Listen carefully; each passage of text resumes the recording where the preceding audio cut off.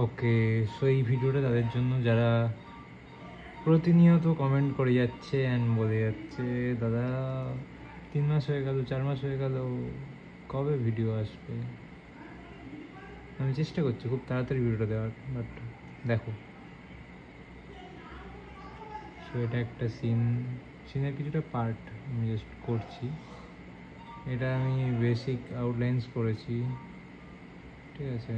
তো ফ্রেমস দেখো, একটা ফ্রেম, দুটো, তিনটে, চারটে, পাঁচটা, ছটা, সাতটা, আটটা। সো এই ফ্রেমগুলোকে আমি করেছি,